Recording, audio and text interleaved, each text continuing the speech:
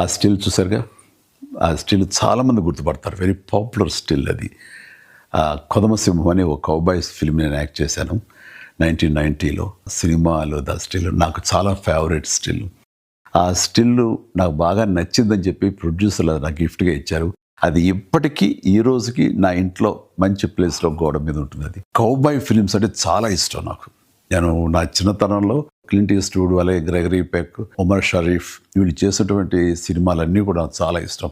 Gregory Ben ఇది good bad and ugly అలాంటి సినిమాలు నేను యాక్టర్ అయిన తర్వాత నాకు వస్తుందని చేస్తారని నాకు ఎప్పుడు నేను ఊహించలేదు. ఎందుకంటే అప్పటికి హీరో కృష్ణ గారు చేసినటువంటి మోసగాడి సినిమా పెద్ద హిట్ అయ్యింది. అన్ని రికార్డ్స్ అది బ్రేక్ చేస్తుంది అప్పట్లో. అలాంటి సినిమా మళ్ళీ చేయటం ఒక సాహసం అవుతుంది. బట్ అనుకోకుండా నాకు రమా ఫిల్మ్స్ నాగేశ్వరరావు గారు మీ మీద ఒక వెరైటీ సినిమా ఉండాలనే ఆలోచనలో మాకు కౌబాయ్ సినిమా అయితే ఎలా ఉంటుందో అనుకున్నాము, మీరు కథ వింటారా అని చెప్పేసి మురళీమోహన్ రావు తోటి రావటం, కథ వినిపించడం నాకు చాలా బాగా నచ్చడం, వెంటనే గ్రీన్ సిగ్నల్ ఇవ్వటం, వెంటనే అది కొదమసింహంగా అది మీ ముందు కూడా వచ్చేసింది. ఈ క్యారెక్టర్ చేయాలనుకున్నప్పుడు కౌబాయ్స్ జనరల్గా గడ్డం వదిలేస్తారు వాళ్ళు.